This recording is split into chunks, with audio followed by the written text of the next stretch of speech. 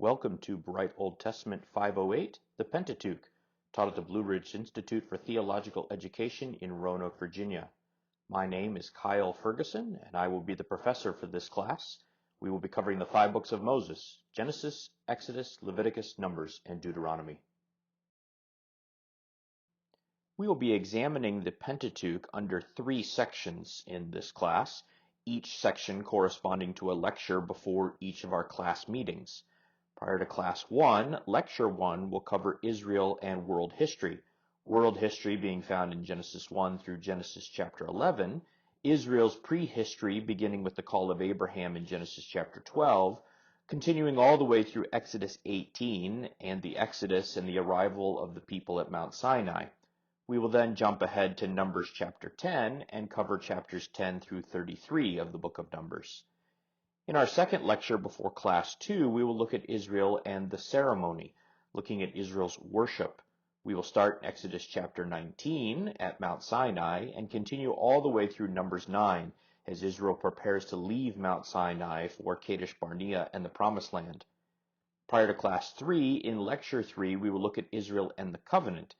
We will be focusing primarily on Numbers chapter 34 through the end of Deuteronomy. However, there are other sections of Exodus that we will talk about, especially Exodus chapter 20, that relates to the law and the 10 Commandments. I do need to make a quick comment about Joshua. We cover the book of Joshua in the historical books, but Joshua is an important book for the Pentateuch, even though it's not studied. Israel, at the end of Deuteronomy, is not actually in the Promised Land. They're still in the plains of Moab on the east side of the Jordan River. Joshua is really the book that covers the fulfillment of the promises of God to give the Israelite people a land flowing with milk and honey. Joshua is the book concerning military conquest. Moses is also dead at the end of Deuteronomy, so Moses is not the one who is going to lead Israel into the Promised Land. Again, it's Joshua. We know this information from the end of Deuteronomy, that it is Joshua who will lead the people into the Promised Land. But Joshua really unpacks exactly what took place in that conquest and what it means that Israel inherited the Promised Land. So again, Joshua is an important book for us, as it is the completion, as it were, of the Pentateuch, even though it's not actually a part of the Pentateuch. We will examine it a little bit, but more in detail in the historical books class. Before we talk about the Pentateuch, we need to talk about how we're going to talk about the Pentateuch. We can really classify the approaches to the Pentateuch under 2 main categories. Naturalism, which looks for a naturalistic explanation or interpretation of everything that occurs in the Pentateuch, which itself has 2 subdivisions: a hard naturalism, which rejects anything supernatural, and a soft naturalism, which admits that there may have been something supernatural, but it is largely irrelevant, especially to our life today, but also irrelevant to the interpretation of the Pentateuch. Really, under naturalism, we have several different types of criticism, all of which can be classified as higher or historical criticism. Source criticism was made famous by Wellhausen, who proposed that there were 4 different authors or sources to the Pentateuch. J is the Yahwist, the J source, who preferred Yahweh as the name of God. E is the Elohist, who preferred Elohim as the name of God. D is the Deuteronomist, who emphasized the covenant. P is the priestly source, who emphasized the sacrificial system and the worship of God. Unfortunately, this theory has some major holes in it, all of which have been pointed out by the scholar David Kleins, as he wrote a paper on Winnie the Pooh using the same approach, and actually delivered the paper at a meeting of the Society of Biblical Literature. They, of course, did not know that's what he was doing, but he wrote the title of his paper in German, so nobody knew that he was going to use Wellhausen's approach, basically to mock it by using it with Winnie the Pooh. He points out that there are several different names of Winnie the Pooh. There's Winnie the Pooh, there's the Pooh Bear, there's the Silly Old Bear, all of which suggests then that there must be different authors to Winnie the Pooh. In fact, he even goes so far as to say that Winnie the Pooh is an allegory, and that honey must represent the fertility goddess of the ancient religions. Aside from source criticism, we also have form criticism, made famous by Gunkel, not only in the Pentateuch, but also in Psalms, because Gunkel is the one who came up with different types of psalms used in different situations in Israel. He suggested the same for the Pentateuch, that it's not so much the source that matters as where it was used in Israel's history and why it was used. What was the purpose of that particular genre or form? Tradition criticism views the different sources not as sources but as different religions, and that those religions have been combined. And so those who follow tradition criticism seek to trace the history of religions and how we ended up with Israel's religion. Redaction criticism is not focused on each of the sources, but on the combination of the sources, not just JEDP, but a final JEDP. Canonical criticism views the whole work as a whole and is really more interested in the impact that it made on Israel rather than any source lying behind it. Higher criticism has waned in some ways, or adapted and changed in some ways, so that J and E of JEDP are not really talked about anymore. D has become primary. In fact, Deuteronomist now is thought to have written everything from the Deuteronomy all the way through the end of the historical books. And P, the priestly source, is thrown in. But again, many times we have a suggestion that there are multiple D writers and multiple P writers. D1, D2, P1, P2, and so on and so forth. Again, it's an effort to try to find a naturalistic explanation for how we got the Pentateuch and a naturalistic explanation for the events that are recorded in it. On the other hand, supernaturalism understands that the Bible is God's Word and that miracles do happen, although there are some in the supernaturalist camp that would admit that the Bible is God's Word and that miracles happen, who still don't believe the truth of everything that takes place. So we need to be careful that we don't simply label supernaturalism as evangelical Christianity. Even within supernaturalism, we still have a desire to emphasize the history behind the text, the grammar of the text, the genre of the text, the words that are used in the text. The difference is that we allow the supernatural event to have actually taken place, believing that what is written in the pages of the Pentateuch is indeed reliable and is indeed historical. One final issue to consider before we jump into the Pentateuch relates to the authorship of the 5 books of Moses. And, not to be a huge shocker here, the author is considered to be Moses, hence the name, the 5 books of Moses. Of course, that's not to suggest that Moses wrote every single word, any more than Hammurabi is considered to be the author of every single word in Hammurabi's code. He obviously had help, and somebody else inscribed it on the stela that bears the code. Moses is the one who wrote the majority of the books of Moses, but the end of Deuteronomy is likely written by someone else, since it refers to Moses as the meekest of men. Calling yourself the meekest of men is not very meek, and that Moses' body has never been found. It's not out of the question that Moses prophetically wrote this, and there are some who hold to that. It is far more likely that someone else, perhaps Joshua, made the notation at the end of Deuteronomy. We understand that books went through an editing process, both prior to the exile, during the exile, after the exile. And so it's not out of the question that there was further editing that was accomplished in the books of Moses. That doesn't undermine our doctrine of inspiration at all, since we believe that not only did God inspire the original writing of the particular book, but that God also guided the process of editing and collecting those books over the centuries. It's also understood traditionally that Moses is on the plains of Moab prior to his death and prior to Israel crossing the Jordan River. He's writing it to the Israelites, explaining to them their history, but also explaining to them their law, putting it down in written form. It's prior to Joshua. Joshua is going to be the fulfillment of much of the Pentateuch, as we've already mentioned, but Moses is here writing before he hands over the reins to Joshua. There are 5 books, Genesis, Exodus, Leviticus, Numbers, and Deuteronomy, and they are always in that order in all of the major Hebrew manuscripts. Importantly, they're all considered law. They are all considered Torah. They're all considered part of the teaching and instructing of Israel. Moses is writing these books not simply for history's sake. He is writing them in order to instruct Israel what God requires of them, to remind them of their covenantal obligations, and to call them to the worship of Almighty God. We are examining Genesis 1 through Numbers 33 in our lecture today. We could really divide this section of the Pentateuch up into 4 other sections. We have Genesis chapter 1 through Genesis chapter 11 that is really prehistory, since no Israelite technically exists prior to Genesis chapter 12 and the call of Abraham. This is where we'll talk about creation, the flood, etc.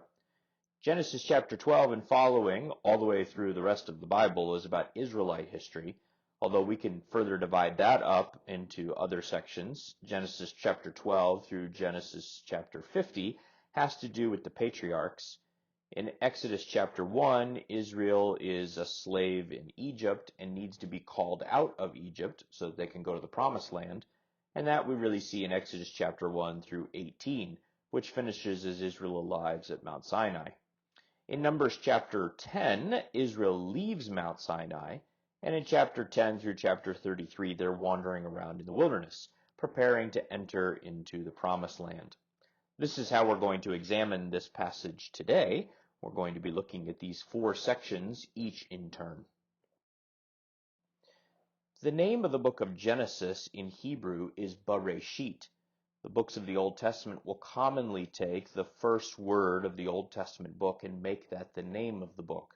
And the first word of Genesis is Bereshit, which means in a beginning, or since you can't have many beginnings, in the beginning, which is how we translate it in English. The book of Genesis has an interior structure based on toledotes, which is a word that repeats itself some 9 to 10 times in the book of Genesis. The toledote comes from the word yalad, which means to bear or give birth to, and so commonly in English this is translated as generations, which makes sense except for the fact that the heavens and the earth does not have generations. We can't refer to it as the creation either, or the beginning, since that toledot for the heavens and the earth is found in chapter 2, and the beginning of the heavens and the earth is in chapter 1, nor can we refer to it as offspring or generations, even though that's typically how we translate it. You'll also notice that the toledot of Terah is the story of Abraham, whereas the toledot of Isaac is the story of Jacob, and the toledot of Jacob, who finally gets his own toledot, is actually the story of Joseph. So even though the father is mentioned, the focus of the story may more be upon the son.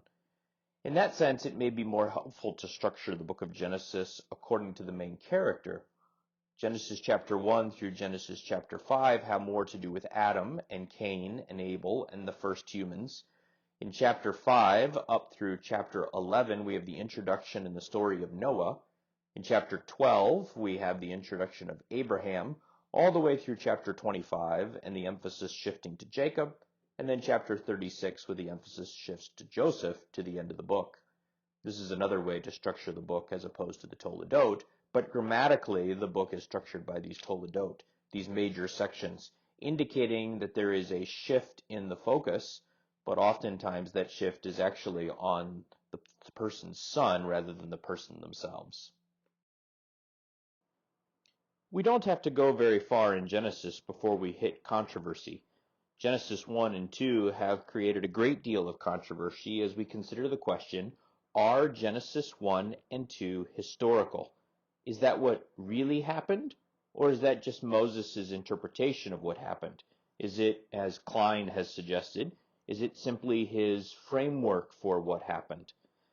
We need to recognize, though, that the question we're asking is what is history, more so than is Genesis 1 through 2 historical.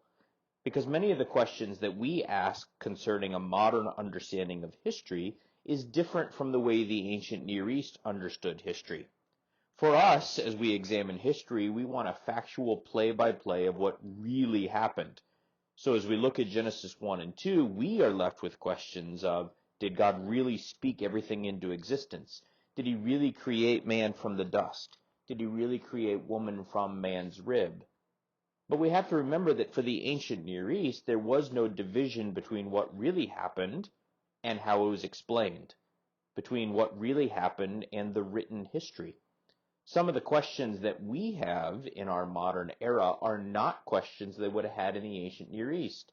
They would have had the perspective that what is being explained in Genesis 1 and 2 is indeed historical, is indeed what actually happened.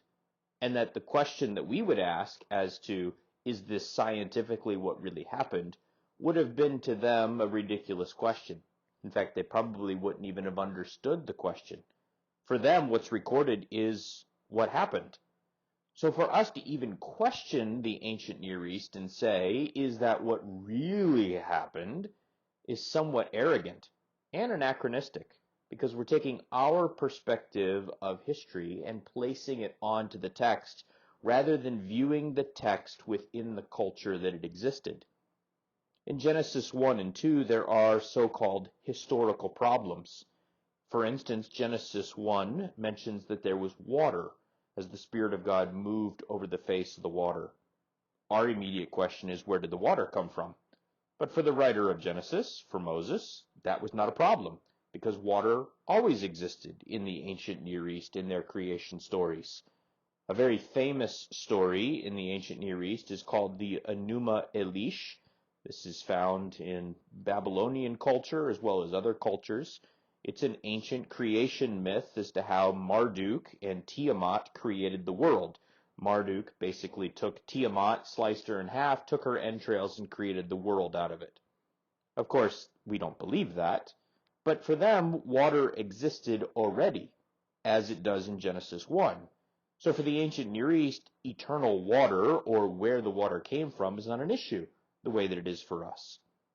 Additionally, light is created on day 1, but the sun does not come into existence until day 4, which leaves us with the question, where did the light come from?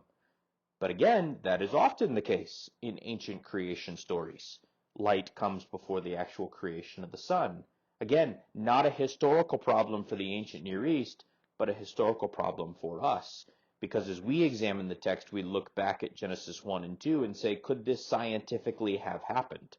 Whereas for the ancient Near East, they just assumed that this was how it happened because they didn't understand any other way of looking at it. What is recorded is for them history. It is what happened. And that's how the rest of the Bible examines it as well. Genesis 1 and 2 is historical. It is what really happened. And to question any other perspective of Genesis 1 and 2 is really to miss the point altogether. One of the questions that faces us in Genesis chapter 1 concerns the length of the creation week. Genesis chapter 1 presents the creation of the world in 6 literal 24-hour days. Although there are those who say that the number of hours in each day is not specified, although it is generally still understood that they are days as we would typically understand a day. This has been the traditional view and the most common view, that we take Scripture at face value and that it is 6 24-hour days. Historically, however, there have been other explanations of the 6 days. Augustine believed that the entire world was created in a single moment, and that it's simply a narrative construct that it's divided up into 6 days. Others have suggested that God is simply revealing how he created, trying to get us to understand the ins and outs of creation, and so again, crafting it as 6 days.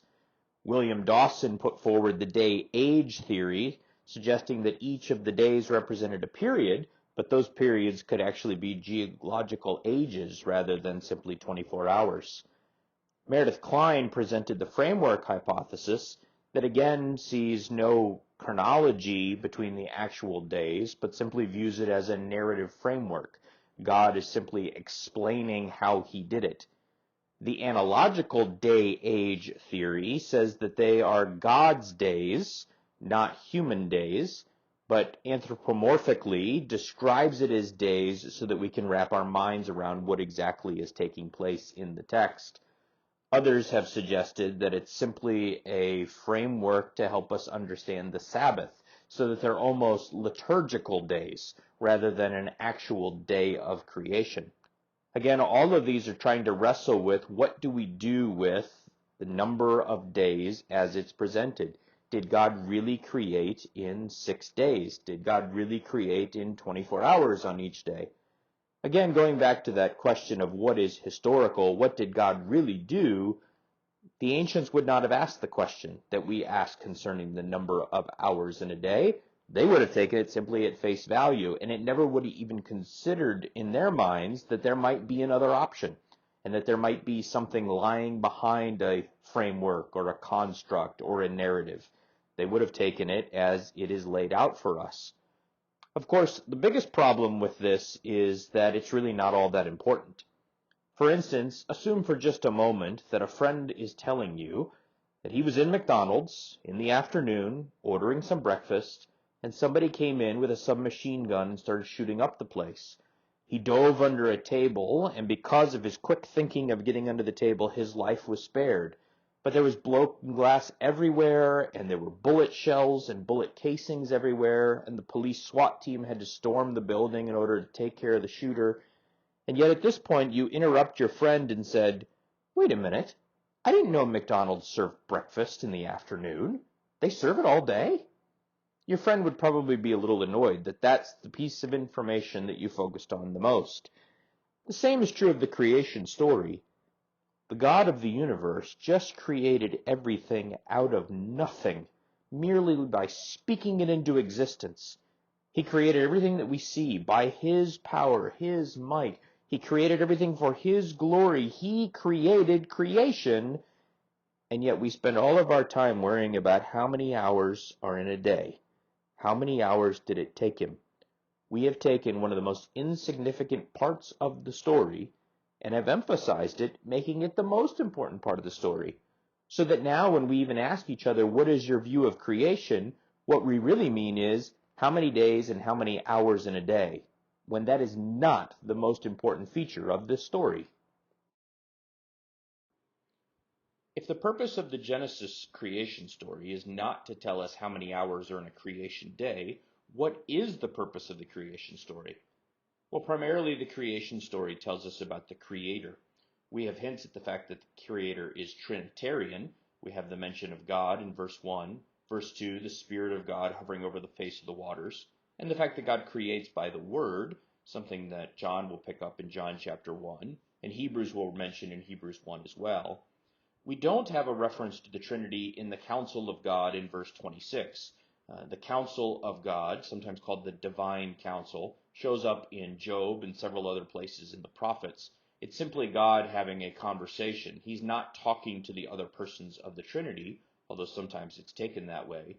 Instead, in the ancient Near East, and especially in the older books of the Old Testament like Job, we see God talking to a group of people that seem almost like advisors. Perhaps these are angelic beings, perhaps these are lesser gods. We don't really know who it is, but it's a common portrayal amongst the divinity in ancient Near East.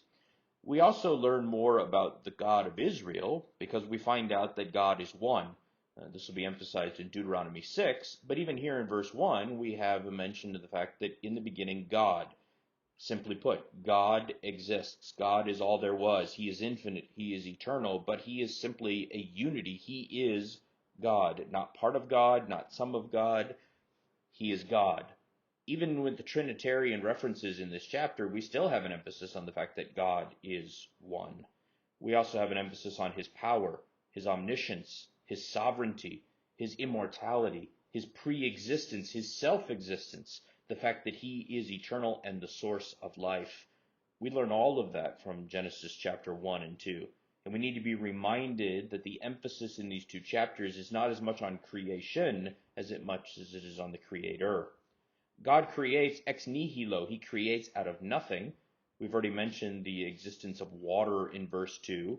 Water was simply understood in the ancient Near East as nothingness. In our modern conception, nothingness is space. It's black. It's nothing. In the ancient Near East, though, it was water.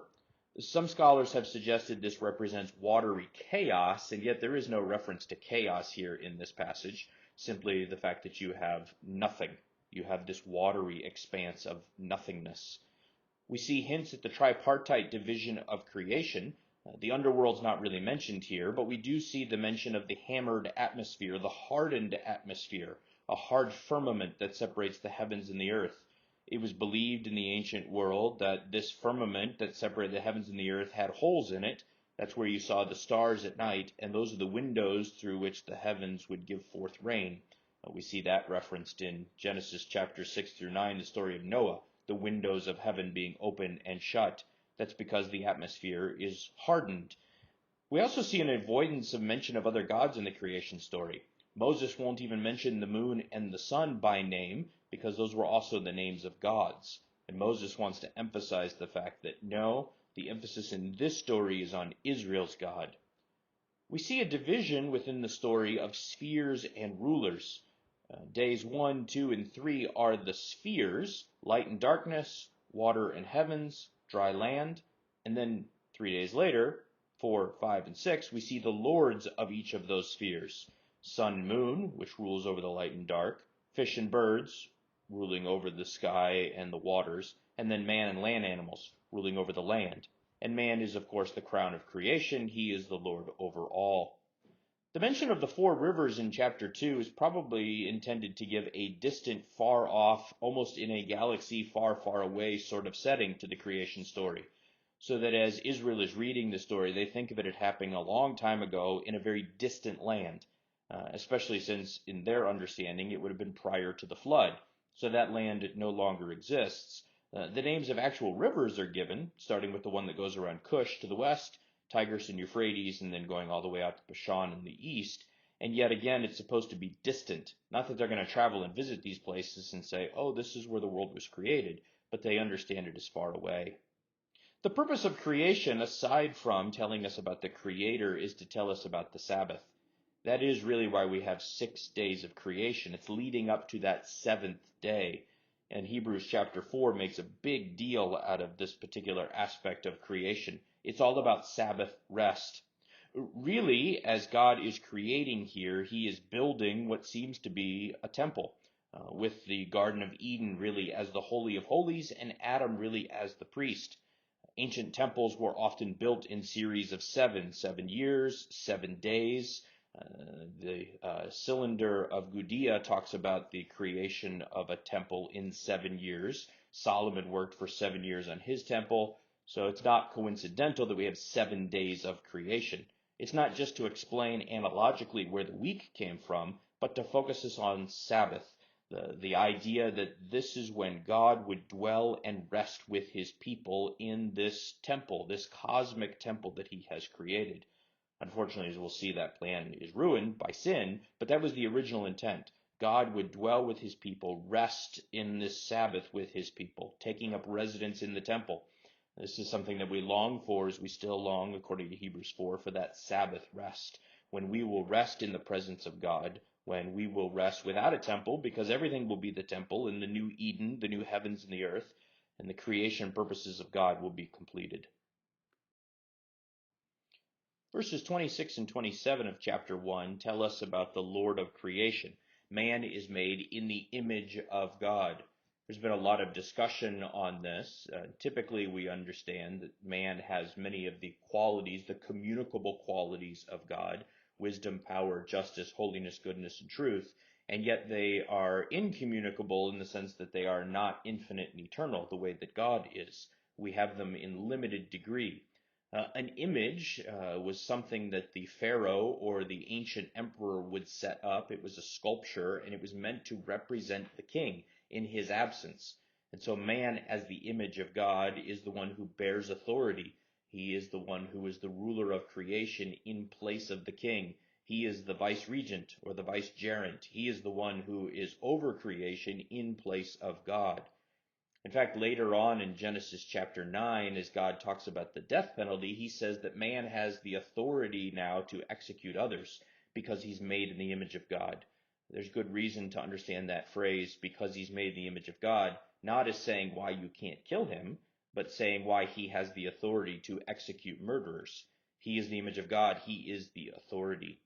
The divine council is mentioned, and I've already referenced the fact that this was common in the ancient Near East.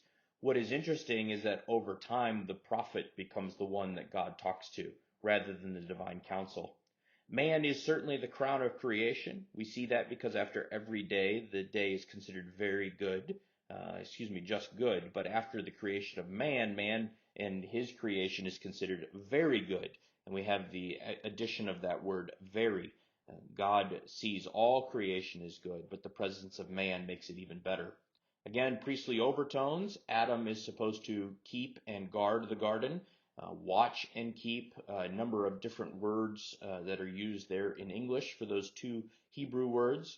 Oftentimes we understand them as gardening terms, and yet there are priestly overtones to them because it's the same words that are mentioned of the temple servants in the book of Numbers. So we understand that this was God's temple with, again, the Garden of Eden as the Holy of Holies and Adam serving as the high priest, pointing us ahead, of course, to Christ. Man is alone. That's a problem. He visits with all the animals and doesn't find a partner, notices that they all have partners, and so a helper is made who is suitable for him, literally that is fit for him, thereby creating the prototype of marriage. We hear that man will leave his father and mother and be united to his wife, and the two will become one flesh, which is very odd. Adam has no father and mother to leave, so we really have a prototype of marriage being explained here. Eve is the helper. That's a term that is only used of Eve or God in the entire Old Testament. Man is never referred to as the helper, but God is. So we need to keep that in mind. This is not a derogatory position. This is not a debased position. Woman is not the slave here. She is the helper who is suitable for him, who is fit to him, who interacts with him and completes him.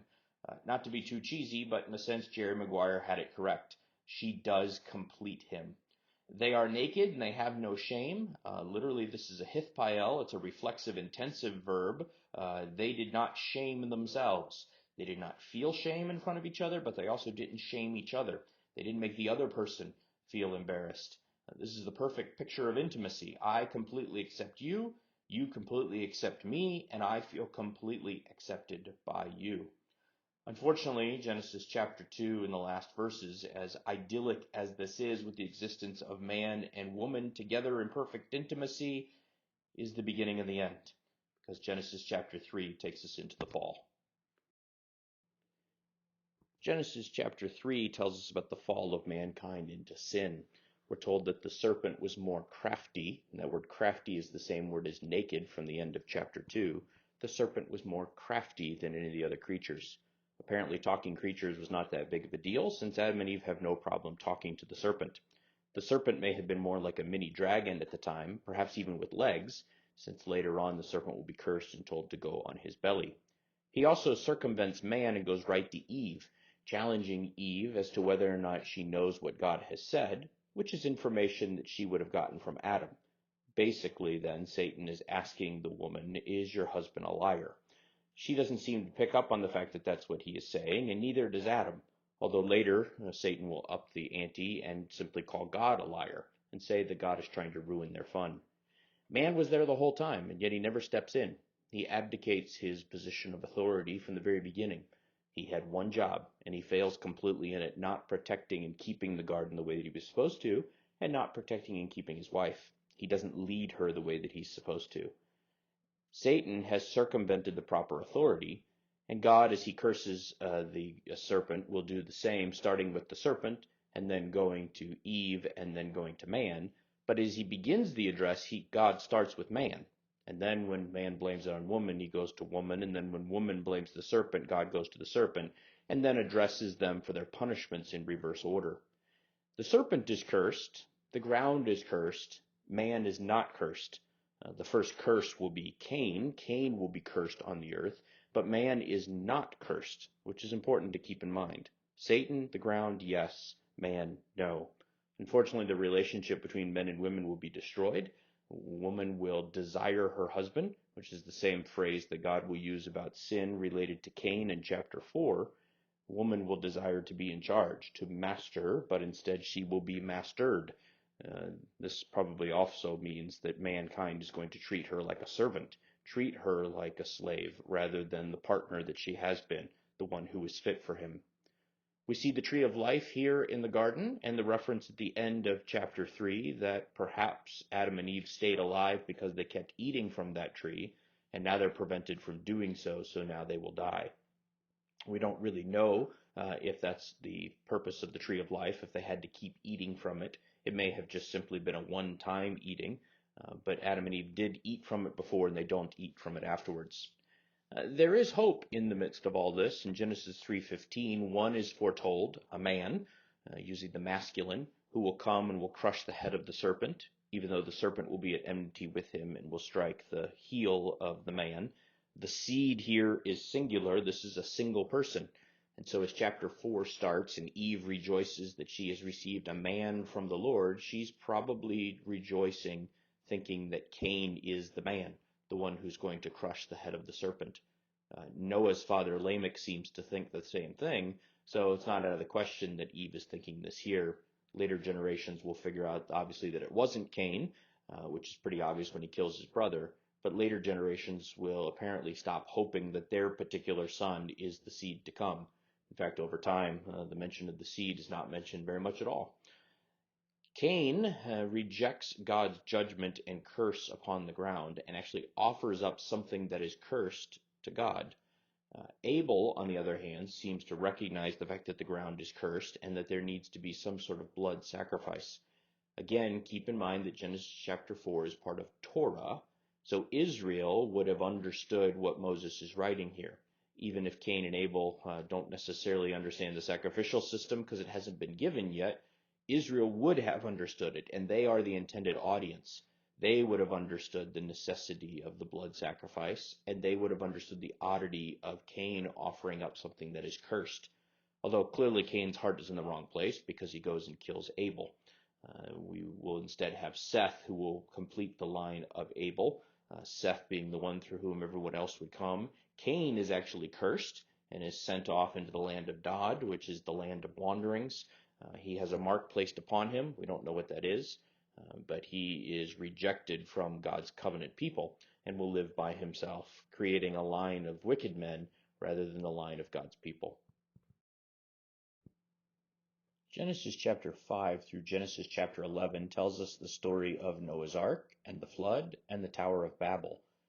We have before the flood, which is a big fancy term, antediluvian, ante meaning before, diluvian having to do with the flood.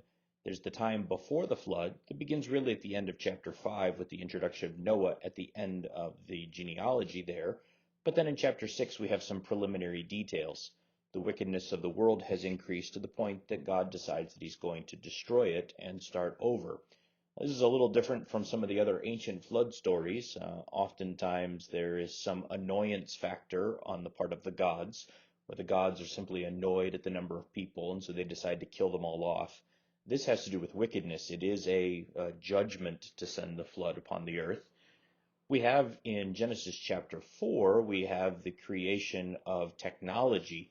Sometimes we call ancient creation stories cosmogonies, so this might be considered a techogony. In Genesis chapter 4, verses 17 through 24, we read about the line of Cain. The line of Cain is the one that really begins with technology. It's interesting, in one of the recent Noah movies, this technology is viewed as evil, and that's why God sent the flood. Kind of a Greenpeace, love the earth sort of movie. Don't have technology, instead just love the earth. That's not the point of Genesis chapter 4. Really, Genesis 4 is telling us that technology does not really count for anything spiritual before God. If you're wicked and you produce technology, you're still wicked. And that's really what counts before God. We have the mention of the Nephilim. Sometimes in the book of Enoch, these are called the Watchers. Literally, it means the fallen ones. We don't know who these are, whether they're fallen angels, as some have suggested, which is probably not the case. In Numbers 13, verses 32 through 33, the Nephilim are mentioned again, and there they're tied with the giants, with the descendants of the Anakim. We also have a mention of the sons of God intermarrying with the daughters of man. There's a number of different options for interpreting this. The traditional view is that the sons of God are the line of Seth, the daughters of man are the line of Cain. Some have suggested the sons of God are the Nephilim, who have fallen, so that they're fallen angels intermarrying with these human daughters. Some have suggested that they are kings, since son of God is often a king, so the king is intermarrying with the commoner. Some have also suggested there's a spiritual aspect, so these are demonic kings that have intermarried with the daughters of man. The traditional view is probably the best, although it is a confusing statement.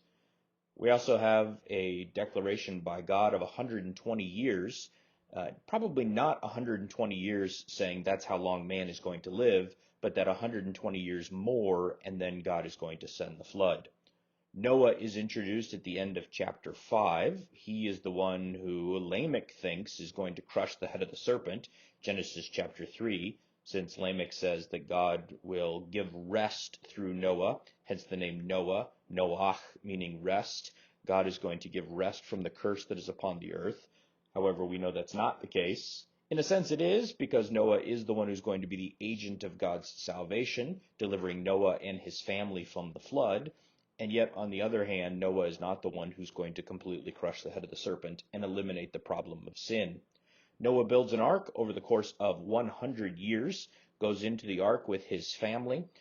This is something that Peter picks up on in the epistles that he writes in the New Testament, talking about how just as Noah was saved through water and saved really from water, so too we have baptism, which is water that pictures salvation. The ark became one of the oldest, most traditional views of the church. In fact, some church architecture is still based on the idea of an ark, demonstrating God's salvation of Noah through the ark. It says that God remembered Noah, not that he'd forgotten him, but he remembered his covenant that he had made not to wipe out the world, really, but to keep the world going. And this continues through Noah as those very sentiments are expressed in the covenant of the rainbow, of God saying, I will not destroy the world. So God remembers mankind and then makes a covenant saying that he will always remember mankind.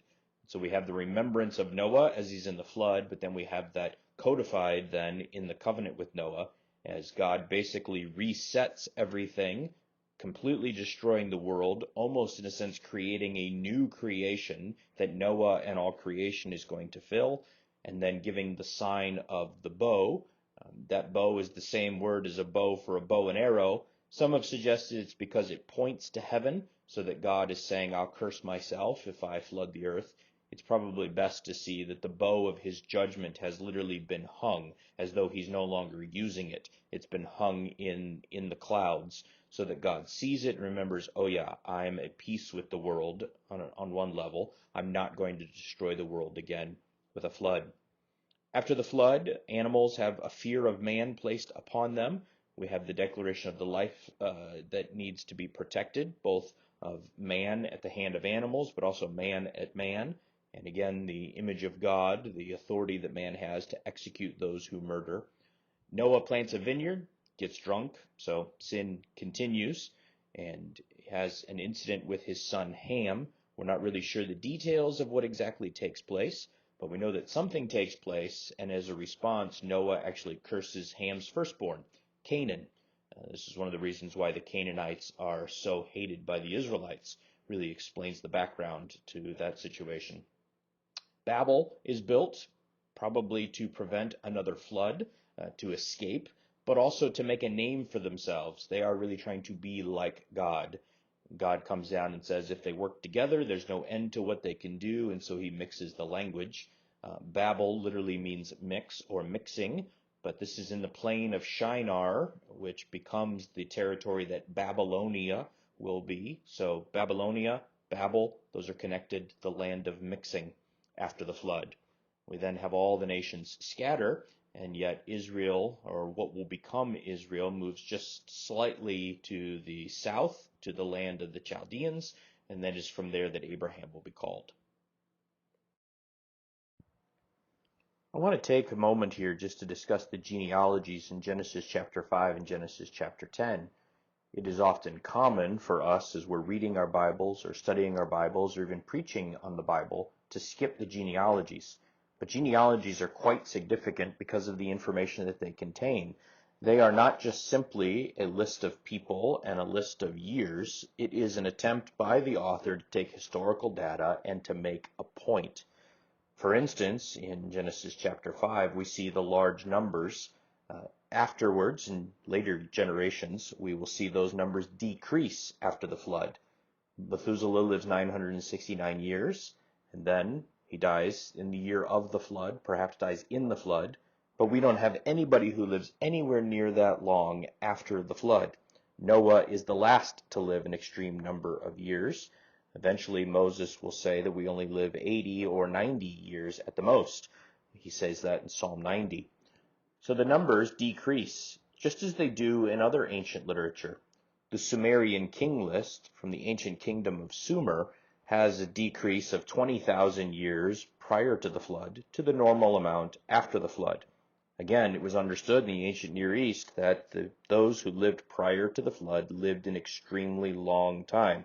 Not 20,000 years in the Bible, but still almost 1,000 years in Methuselah's case. And yet what's really important is the fact that they died. They died, all of them. Every single one of them died, because that is what was prophesied to Adam. On the day you eat of it, you will die. And so death entered the world. And yet we do see that there is one who doesn't die. Enoch. He does not die. He is the 7th generation, right in the middle of this genealogy, something that the book of Jude will pick up on, the 7th from Adam. He is in this most important spot in the genealogy, the center of the genealogy. He does not die. So we're reminded of the fact that God can overcome death if he so chooses, as he does for Enoch. The last, Noah, is the one that Lamech hopes will save mankind from death, and in a sense Noah does with the ark. But what's fascinating here is that death will continue to reign even in the lifetime of Noah and even after Noah, and it will bring great death upon everybody else in the world. So Lamech's hope did not quite come true, even though Noah is an instrument of God's salvation to continue the line of humans. Genesis chapter 5 is really opposite Genesis chapter 4, which, as I said, was an attempt to explain where technology came from, the line of Cain. Now we understand that none of that matters. What really matters is that you are righteous and follow after God, which is really the climax of Genesis chapter 5, both in Enoch and in Noah. One other comment in Genesis chapter 5, there are those who have attempted to determine the age of the world by adding up all of the numbers. Again, if you add them all up, there is a significance to their number. Divide by 60, which is a very important number in Babylonian wisdom literature, and you get 365.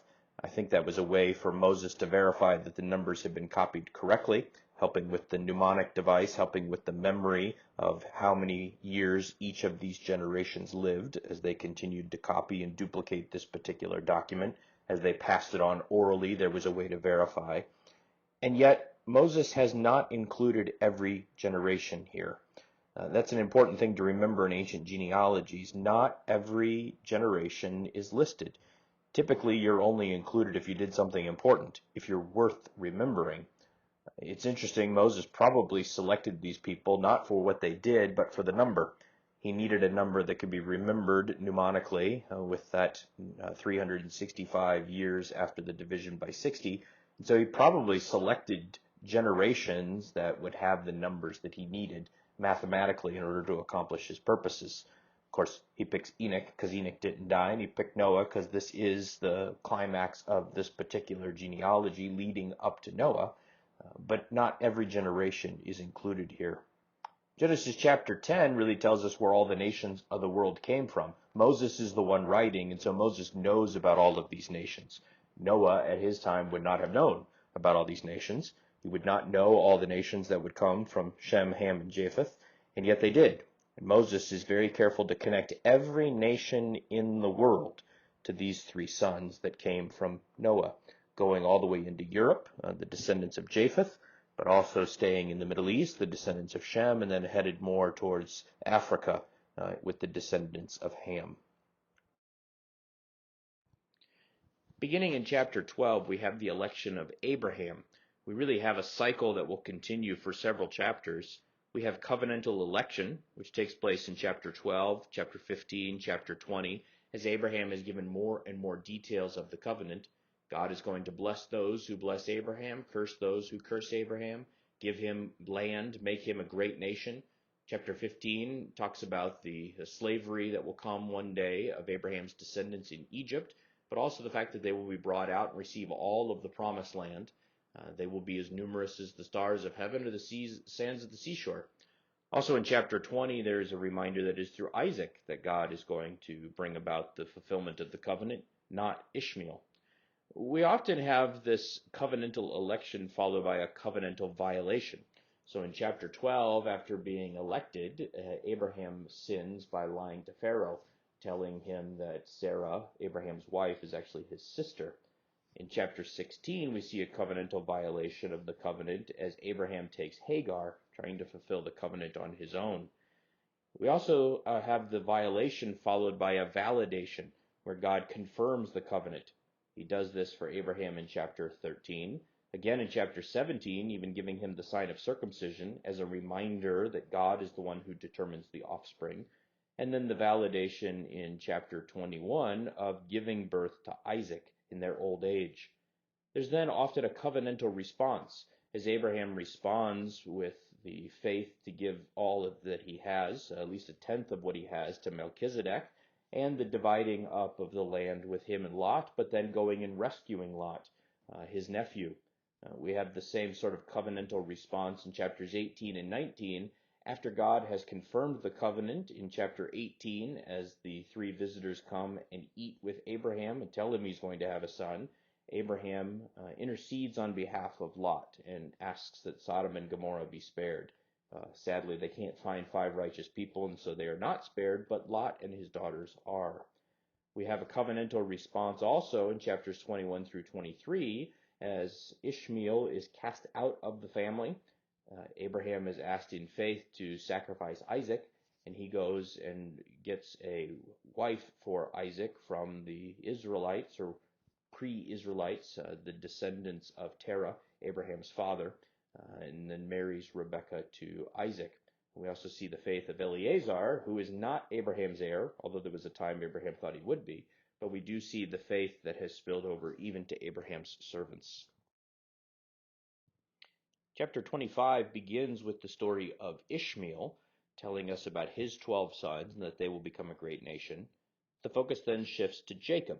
Even though this is the Toledot, or the generations of Isaac, Jacob is the one who is in focus. We have again our cycle of covenantal election, violation, validation, and oftentimes a response. In chapter 25, we have the election of Jacob, as Isaac and Rebekah are told the older will serve the younger. We have the violation, though, in that Isaac loves Esau. We'll see this play out later as Isaac attempts to give Esau the birthright. But we have the validation then at the end of chapter 25 when Esau sells the birthright to Jacob. We have covenantal election again in chapter 26 as God reminds Isaac of the covenant. And yet we have the violation in chapter 26 as Isaac pulls one from his father's playbook and lies about his wife Rebekah, saying that she's his sister.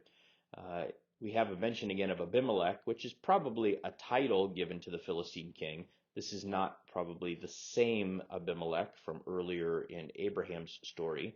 But we do have the covenant validation, where even though Isaac has sinned against God, we have God telling Isaac, Isaac, I am still going to bless you. I'm still going to pour out on you all the benefits of the covenant. Later on, Isaac and Abimelech will get into another conflict over a well and who exactly owns the well. Eventually, Isaac will move. We'll have a response from Abimelech saying that all is well, and Isaac will dig the well there that will become a major stopping spot in Israel. Later on, we will have a reference to this well, but Beersheba becomes the southernmost point in Israel. The story of Jacob continues in Genesis chapter 26 with a covenantal violation on the part of Esau. Esau marries outside of the covenant. Keep in mind at this point that Jacob and Esau are probably in their 60s, maybe even in their 70s. So as we enter into the covenant validation in chapter 27, as Isaac is beginning to bless both Esau and Jacob, we have to keep in mind this is not the story of 2 teenage boys. This is the story of 2 old men who are being blessed by an older man. Isaac has wanted to bless Esau all along, even though God's covenant promise has made it clear that the covenant promise should go through Jacob. Through a series of trickery, hence Jacob's name, the one who grabs at the heel, or the deceiver, Jacob ends up taking the birthright from Esau, although in fairness Esau did sell his birthright for a bowl of stew to Jacob earlier in the story, and God did promise that he was going to get the blessing. Rebekah responds then to the covenant at the end of chapter 27 by requesting that Jacob be sent to Padan Aram, to her brother Laban. We then have another covenantal violation as Esau, seeing that it really irritated his parents when he married a non-Israelite or a non-clan woman beforehand, goes out and marries other foreign women. We then have the covenantal validation once again as God appears to Jacob at Bethel and tells him, I'm going to bless you. The covenantal response then on the part of Jacob is, if you bring me back here, I will indeed build you a house, hence the name Bethel. We don't ever have him building the house, although when he does return, he does build an altar. So perhaps house is not a full-on temple as we might expect it, but simply a worship center. It is interesting that up till this point, Jacob is still referring to God as the God of Abraham and Isaac, my father's God. He doesn't yet believe that God is his God. Jacob continues on to Padan Aram without Isaac, and for the rest of the story, Isaac will not really factor in. He marries Leah, intending to marry Rachel, but in that famous story gets tricked, works 7 years for Rachel, ends up marrying Leah. He's given Rachel 2 weeks later, but then has to work another 7 years, and then stays on another 6 or 7 years after that, working for Laban. It's a very dysfunctional family. The sisters are at odds with one another. We have all sorts of crazy names for the sons because of the dysfunction. Jacob doesn't really like Leah. He loves Rachel. Rachel will eventually die in childbirth with Benjamin. We have them each giving their handmaidens to Jacob so that he now has 4 wives. Again, the whole situation is very, very dysfunctional. And then you throw the dysfunction of Laban and Jacob in on top of it. And yet in the midst of all of it, Jacob becomes very prosperous. A covenantal validation once again. Even the whole situation with the different strips of wood in front of the sheep as they breed. I've been told that in terms of biology this doesn't work, and yet it does miraculously work, which is exactly what Jacob will later say to Laban. Even if I had reversed it and come up with a different combination of the wood strips, I still would have ended up with all your best flocks because God is blessing me. So Jacob understands that God is blessing him, even though he doesn't yet believe that God is his God. It's not yet the God of Abraham, Isaac, and Jacob. It's just the God of Abraham, Isaac, and Jacob is happy to take the benefits at this point. As we approach chapter 37 and the transition to Joseph, the story of Jacob begins to wind down. Jacob will still be a player in the story, but he is nowhere near as emphasized as Joseph will be. Really, at the end of this series of chapters, we have Jacob patching up the relationships with the various people whom he has violated or deceived or that he has conflict with. And so we see Jacob resolving his relationship with Laban. By resolution, I don't mean that they became best friends. Really what happens is God appears in a dream to Laban and tells Laban to back off. It's an interesting story. Rachel steals the family household gods which Jacob will later destroy, but it is at least temporarily something that Rachel has stolen. Laban comes looking for them, can't find them. That gives Jacob then an opportunity to protest his innocence and point out how Laban has been dysfunctionally abusing him over the last 20 years, tricking him, deceiving him, which again is somewhat ironic since Jacob is the deceiver. And speaking of deceiving, he deceived Esau, and that's one relationship that he needs to resolve and patch up. He assumes that Esau is coming to kill him, especially since Esau shows up with a bunch of armed men, but instead it ends up being an opportunity for them to patch things up and to be brothers again. We also have the resolution with God. Jacob wrestles with God as he has been for most of his life, and yet at the end of that wrestling, Jacob is a broken man, both physically in his hip, but also spiritually, in the sense that he finally trusts in God and understands who God is. At this point, he stops wrestling with God, as it were. And yet we still have a covenant violation in that at the end of the story here, Jacob still does not return to Bethel. Instead, he stops in Shechem. And while he's in Shechem, there is the assault of Dinah, which is revenged by Simeon and Levi. They are 2 of the 3 oldest sons in the line of Jacob. And it's really because of their actions that they are not the ones through whom the kingship will go. At the end of chapter 35, we see the situation with Reuben and one of Jacob's wives, Bilhah. So we understand why Reuben, as the final third, is not the one through whom the line of kings will go. Instead, it's going to go through the fourth son, Judah, although, as we'll see in just a moment, Judah is not exactly the upstanding young man that we would expect him to be.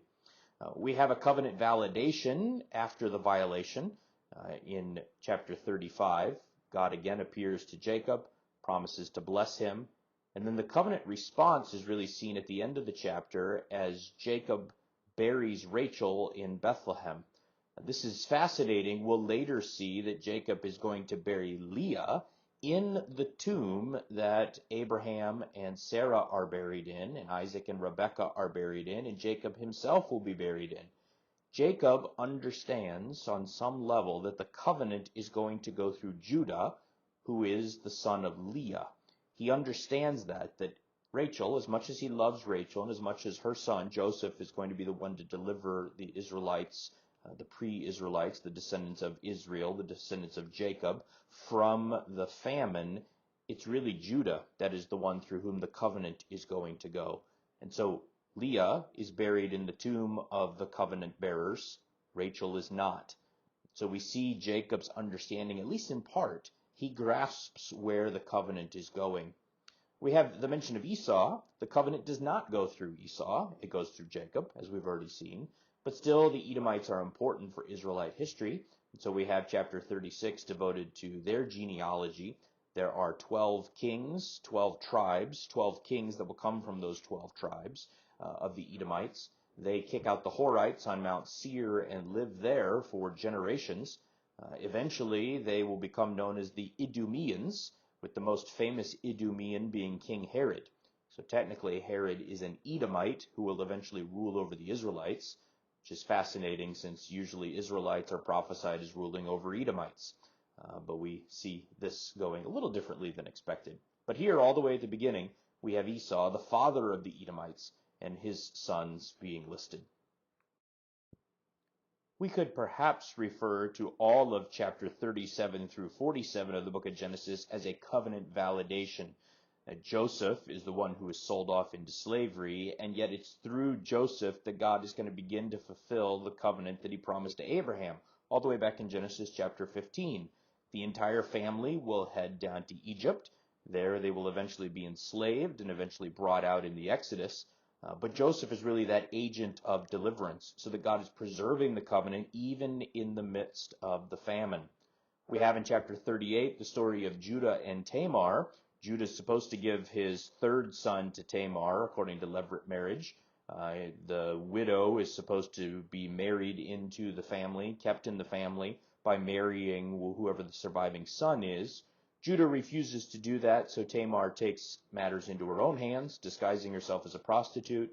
It seems very odd. It seems that Tamar should be punished, but instead she is rewarded. She's one of those that actually occurs in the genealogy of Jesus, because she has her mind on the covenant family, preserving the covenant line. Judah doesn't care. It's fascinating. Judah is still the one through whom the line of kings will come, even though here he doesn't care. By the end of the story of Joseph, though, Judah is beginning to take leadership.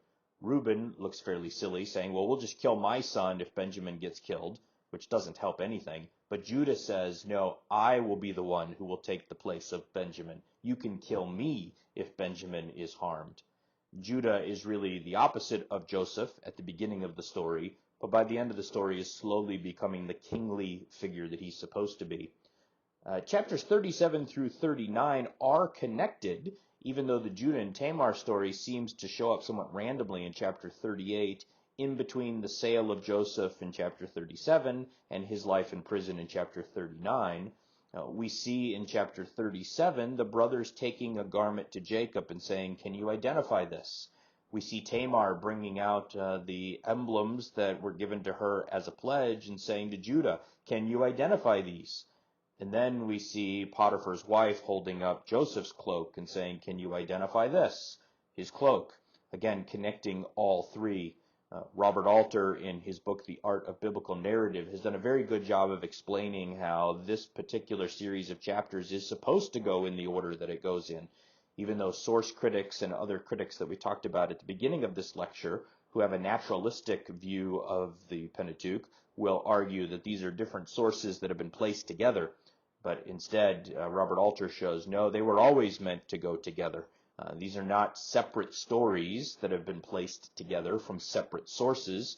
This is a single author who has crafted these three stories to show how Joseph is the opposite of Judah, Judah the opposite of Joseph, but then also to begin the development of Judah. Jacob gives his covenantal response, as it were, in chapters 48 through 49, as he blesses everyone, all of his sons. He blesses Ephraim and Manasseh, putting the younger over the older, once again, that pattern, and explaining to Joseph how that works, but then blessing all of the sons, giving them information that will help them in the future, telling us that the line of kings will go from Judah and continue through that line, but also giving us information about some of those tribes and how they will be significant in Israel, such as Ephraim, the descendants of Joseph. Joseph is actually taken as Jacob's firstborn. He gives to Joseph Shechem, the town that Jacob and actually his sons had taken, but Jacob is the one who gets it. He gives it to Joseph and declares that Joseph is his firstborn, and then says, actually, I'm taking both of your sons in place of you.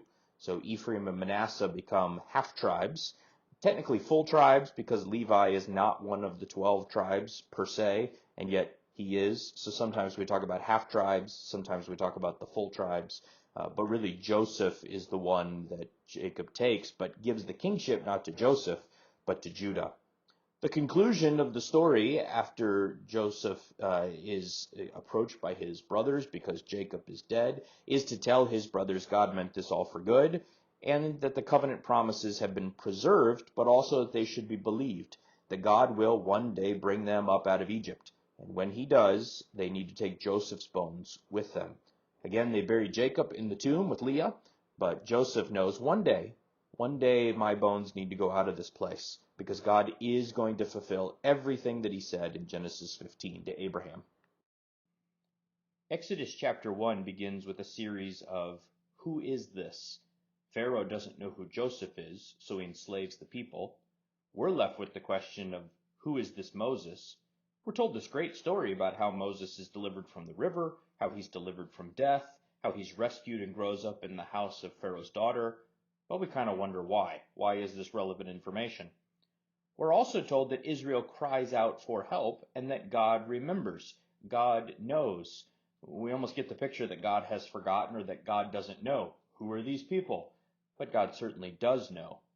The converse, though, is not true. Israel doesn't know who this God is. But we'll get to that in a moment. Exodus chapter 3, we finally find out why Moses is important. He's going to be the instrument of God's deliverance, although he doesn't really know who God is. He finds out that this is the God of Abraham, Isaac, and Jacob. This is the God of the Hebrews, as he will tell Pharaoh. Now we know who this God is. Now we know who Moses is. And yet Israel still does not know who God is. Moses, at the burning bush, is given a promise, but he doesn't believe. He says, send somebody else.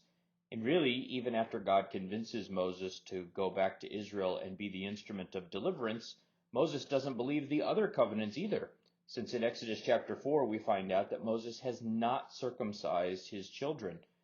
He says that he believes in God, but apparently Moses did not really believe in God enough to have the covenant sign placed upon his children, the covenant sign that had been given to Abraham. And so we wonder if perhaps Moses had forgotten about God as much as Pharaoh had forgotten about Joseph. Initially, Israel believes in Exodus chapter 4. Pharaoh, on the other hand, does not believe, in fulfillment of what God said about hardening Pharaoh's heart. Israel, because suddenly they no longer have straw for bricks, no longer believes. And because Israel no longer believes, Moses no longer believes. Everybody begins to doubt. So the promise is repeated. We almost have a similar pattern to what we had in Genesis. The election, the covenant is given, but then something happens that affects the covenant, so the covenant has to be validated. In this sense, the covenant has not been violated, but God does repeat his promise.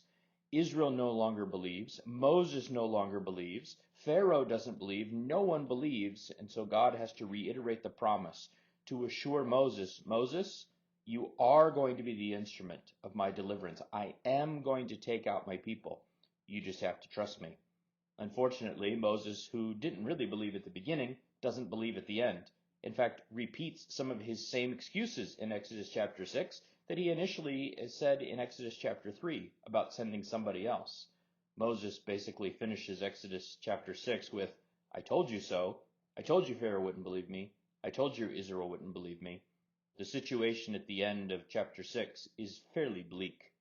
We have right in the middle of Exodus chapter 6 a random genealogy, but it is presenting to us who Aaron and who Moses are, where they came from, as a reminder that these are God's messengers and God's instruments of deliverance to the people. They will serve as God's messengers before Pharaoh, messengers to the people, and they will be the ones who will lead Israel out of Egypt to the promised land. Up until this point, we have seen the preliminary steps of Moses talking to Pharaoh, telling Pharaoh that he needs to let God's people go.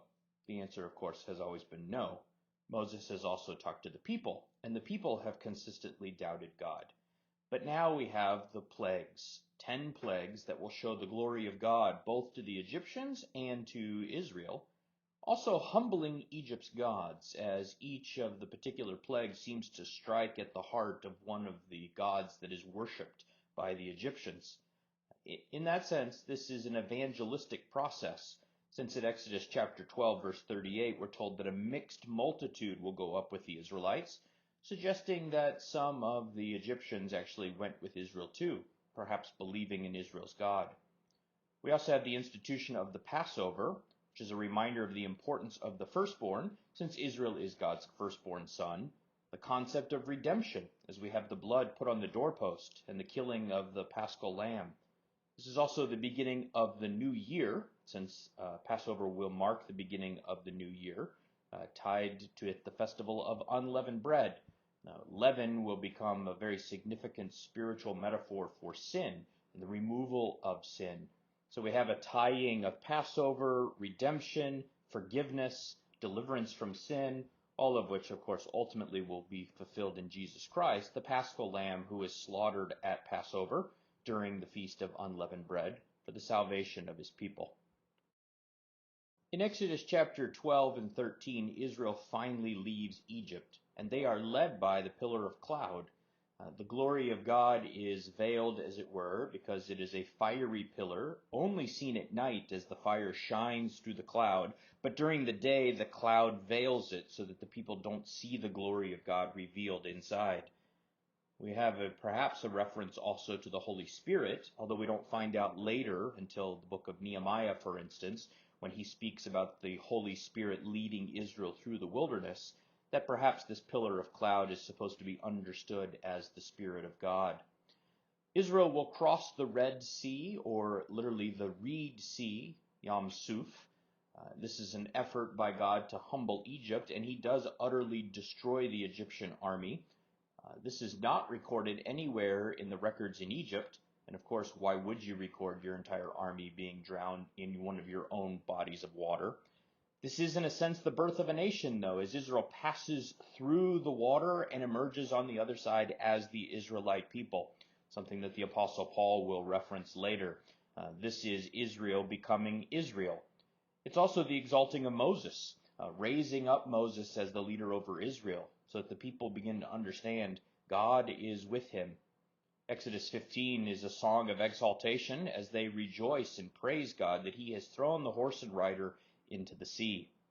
We then have a pattern of testings, a testing of water, as the water is bitter and they have to throw something into the water in order to make it sweet. But God says that he's testing them in this. He also tests them with the bread, whether or not they will listen to him and gather as much manna as they need on Friday in order to sustain them through the Sabbath. A number of people fail the test and either try to keep too much on a Wednesday or a Thursday, which spoils, or don't collect the double amount on Friday and so have nothing on the Sabbath. And then we have another test of water where the people grumble again. And this is a time of testing as they clearly don't trust that God is going to provide for them. They face the Amalekites, and Moses needs some help. He has to have two men hold his arms up while Joshua is fighting the battle. And Jethro comes and says, Moses, you don't just need help militarily and people to hold your arms up. You need help because you need more judges to help you rather than hearing all the cases yourself. And Moses indeed follows Jethro's advice, listens to his father-in-law, and appoints underlings to assist him and to help him, hearing minor cases so that he only hears the major ones. We now jump ahead to the book of Numbers. Exodus chapter 18 is the end of the history section, as it were, of the book of Exodus. Israel will arrive at Mount Sinai in chapter 19, and from chapter 19 of Exodus all the way through Leviticus up through Numbers chapter 10, we have Israel at Mount Sinai, receiving the law of God, the covenant, the instructions for worship, all of which we'll look at in our next two lectures. The book of Numbers is really structured by location. The first 10 chapters, Israel is out Mount Sinai. They are then traveling in chapters 10 through 13 from Mount Sinai to Kadesh Barnea. And then from chapter 19 to chapter 22, they are traveling from Kadesh Barnea to the plains of Moab, which is where they will be through the end of the book. This really forms that interior structure, much like Genesis was structured by Toledot. Numbers is structured by location and traveling. We also have an overall macro structure to the Pentateuch that's brought out by Morales in his book that you are reading for this class. The events of Exodus chapters 13 through 18, just before they arrive at Mount Sinai, are repeated in Numbers chapter 10 and following, just after they leave Mount Sinai. Again, we have the mention in chapter 10 of Moses' father-in-law, just as we had in Exodus chapter 18. Again, we have the mention of water and testing. Again, Moses needs help, and he appoints other judges to help him.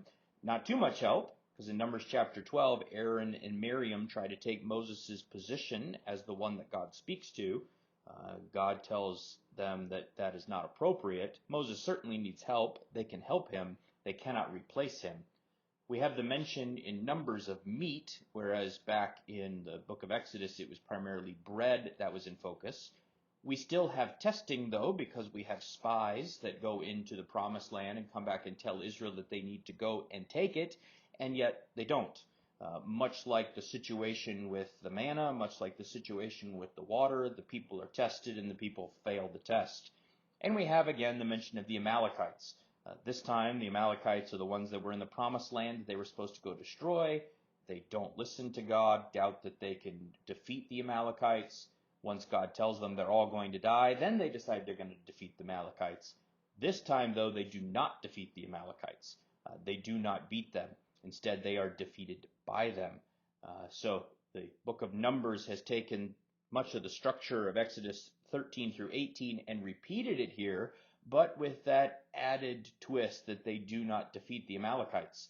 They are not victorious. Instead, they are defeated, setting them up then for their wanderings in the wilderness throughout the rest of the book, which is really where the book of Numbers in Hebrew gets its name, Bamidbar, in the wilderness, and that's where they're headed. I want to take a step back and look at Numbers chapter 11 through Numbers chapter 20 just a little bit in greater detail, really with the focus here in the center of this slide on sins of the high hand.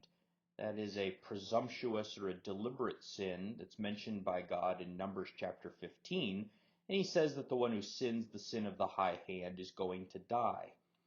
We then see on each side of Numbers chapter 15, both in 11 through 14 and 16 through 20, we see examples of these sins of the high hand.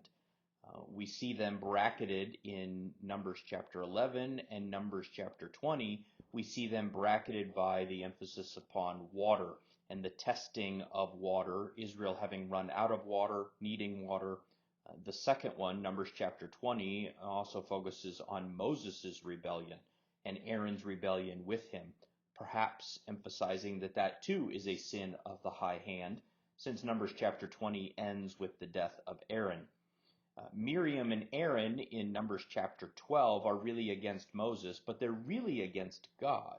Just as the 10 spies are against God and all die, Israel is against God, and they all die because they refuse to take the promised land. In many ways, their sin seems to be a sin of presumption, of being rebellious against God, this sin of the high hand. Korah's rebellion in the chapters after Numbers 15 is really the same way. Korah and his followers rebel against Moses and Aaron, but again, really against God. And because of that, Korah and Dathan and Abiram, they all die, horrific deaths. Fire comes out from the temple and consumes those Levites that are not supposed to be there with their censers preparing to go into the temple. The ground, of course, opens and swallows the families of the other men.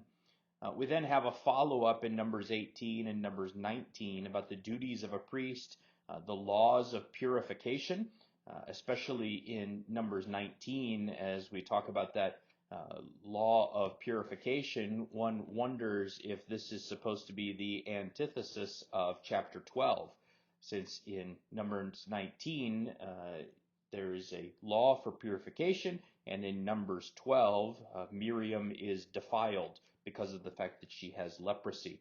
And so even though Numbers chapter 19 is not a narrative or a story the way that we have earlier in this section, it still seems to be offset with Numbers chapter 12. A sort of an artificial chiasm, not as strict as of a chiasm as we often see in the Pentateuch, where we have a statement A and then later on almost the exact same statement or exact same story. But there is enough of a focus here that it really seems to be drawing our attention to Numbers chapter 15 and that sin of the high hand. We actually finished Numbers chapter 20, leading into the later chapters of the book with another discussion of water and meat. This time, God punishes them with the serpents that come in and bite them and kill them, and the setting up of the bronze servant in order to be saved.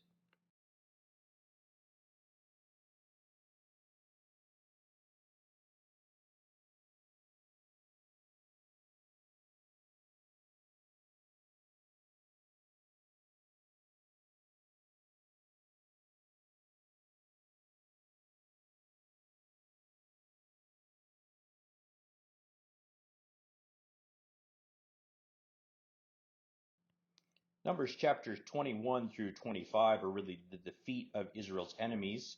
Sihon and Og are two kings east of the Jordan River, which sets up both their defeat, but also eventually the request by the Reubenites, the Gadites, and the half-tribe of Manasseh to stay east of the Jordan River.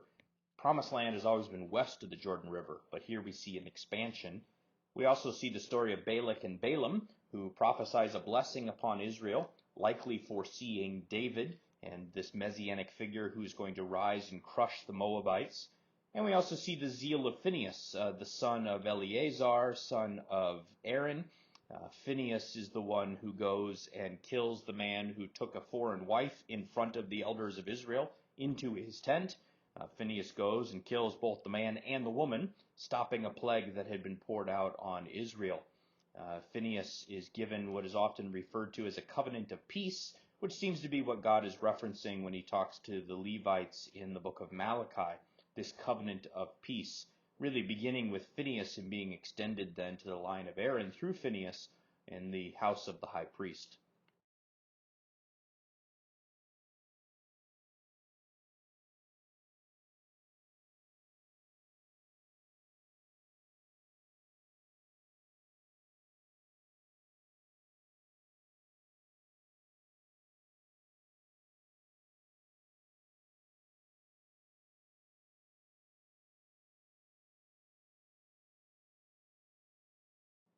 Numbers chapter 26 through 36 seem to be the second half of a chiastic structure in the book of Numbers. Unfortunately, everybody likes to see chiasm everywhere, but it does seem as though there's a loose chiasm going on here. In chapters 1 through 4, we have the census and the setting up of the camp. At the end of the book, in chapter 32 through 36, we'll also have a setting up of the land and a census of sorts.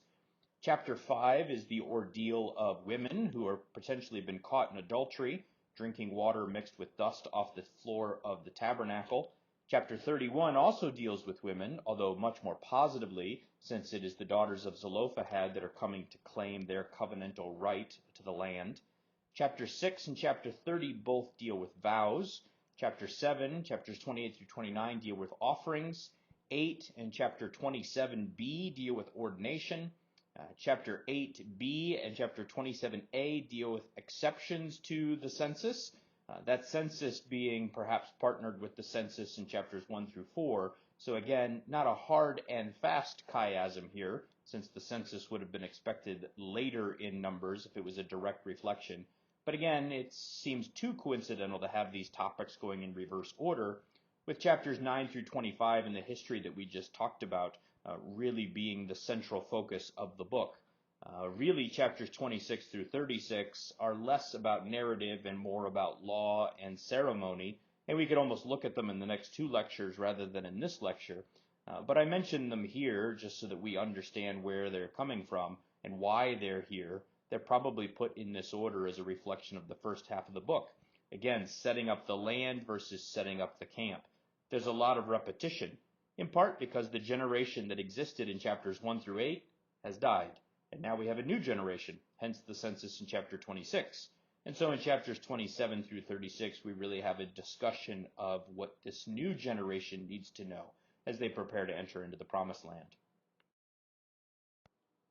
We really could conclude this lecture on chapter 36 rather than chapter 33. Once we get to chapter 26, the division between history and covenant and law gets a little fuzzy. We have some details in chapters 26 through 29 related to festivals, related to the priesthood, information that seems to fit better with our discussion on Exodus, Leviticus, and Deuteronomy that we'll look at next time. However, chapter 33 serves as a summary of the desert wanderings, which is why I've chosen to end our discussion there. After chapter 33, we have more information that could really be tied in with the covenant, since we have the discussion of the Levites and where they're going to live, the boundaries of the land, which is really the fulfillment of the covenant, as well as the cities of refuge. So we have some information that is hard to place, with chapter 33 clearly being history placed right in the middle of all of it. Again, this is probably deliberate in the sense that it focuses our attention on chapter 33, coming out of nowhere, in the midst of a discussion of some information related to law and covenant. To have a chapter summarizing the desert wanderings really brings that to the forefront. We're somewhat taken off guard, but that causes us to focus even more on what God is saying in that chapter. God is saying, I made a covenant with you, and you ignored me, so you wandered in the desert. Now here's the new covenant, a repetition of the covenant. Let's not do the wanderings again. Let's actually listen to me this time and obey me. Again, Deuteronomy in chapters 26 through 28 will talk about the blessings and the curses, and we'll really emphasize the fact that they'll be driven off the land if they don't follow the covenant with God. We have a subtle reminder of that even here. Remember the last time you didn't listen to me? Reminding them that they need to listen to God in the future. So as the book of Numbers is wrapping to a close and preparing for Deuteronomy, the emphasis is not simply on wanderings in the desert, although that is the name of the book again, but really setting us up for life in the promised land. How is Israel supposed to behave so that they could stay in the promised land and continue to receive the covenant blessings of God? Well, that brings us to the end of our lecture on Genesis, Exodus, and Numbers. Be sure to do the reading in the assigned books that have been given in your syllabus. I look forward to our class discussion.